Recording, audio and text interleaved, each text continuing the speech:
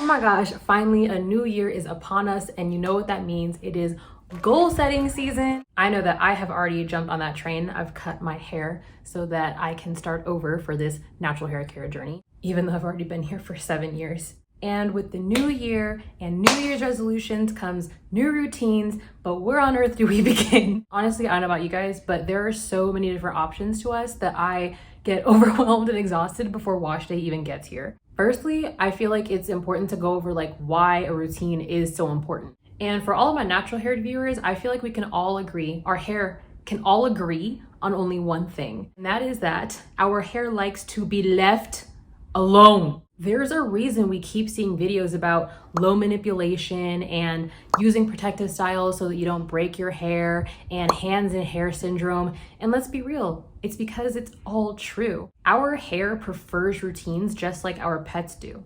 Think about it. When we're scheduling a time to wake up, eat, play, sleep, we're creating a routine that's easier for our pets to feel happy, healthy, and satisfied. But on the opposite end of the spectrum, if we're not setting up ground rules, little to no progress is made, and then we're left wondering like where we went wrong. And in the same sense, our hair is depending on us to create some sort of stability so that we can see the length retention or, you know, more volume or curl pattern. I don't know. I'm not here to tell you what your hair goal is. And this doesn't mean that we're going to be able to stick to a routine for 100% of the time. I mean, life happens, give yourself grace. However, I think a routine is important because the more we can stick to a routine, the better our growing outcomes are going to be. So then which routine is like the routine? And I personally feel like in order for a routine to truly work, it needs, hi, you want to get your hair did? But regardless of like what we're going to try to do with our hair routine, I think we need to have at least the 3 basics, or like the 3 pillars.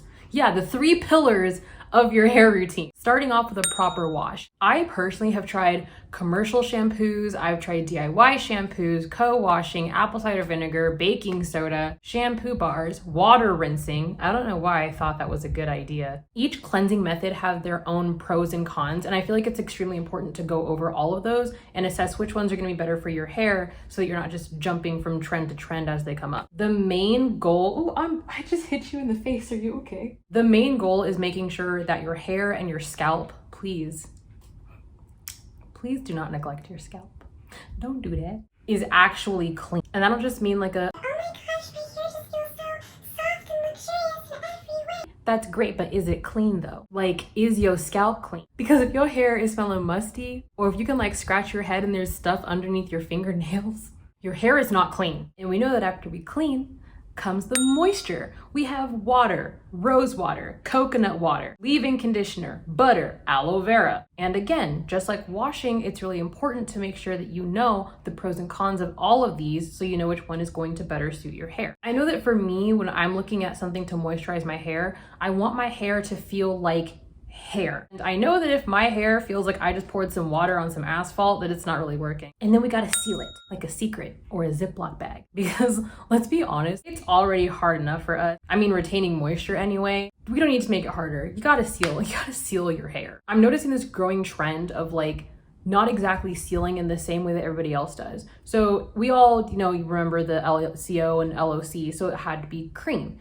And then it was gel. But now some people aren't using any sealing, but they're sealing with a protective style, which is awesome. And everyone is unique in its own special way. What is your hair like? So I feel like if we can take like a, hi, I wasn't trying to pet you. I'm trying to make a video. Can we just like, wee, thanks. Okay. So if we can take just like one minimum ingredient of each step, right? Wash, moisture, seal. We have the bones, we got the pillars of our hair care routine. However, how do we know which routine is the best for us? I did a lot of trial and error because my goal was to grow my hair as long as I could down to my waist, and I ended up actually growing it down to my tailbone. For my routine, as well as suggestions for your own, I highly recommend this video. And it was actually with this routine that in 2019, I was able to grow my hair down from bra strap length to tailbone length. So I highly recommend you check it out.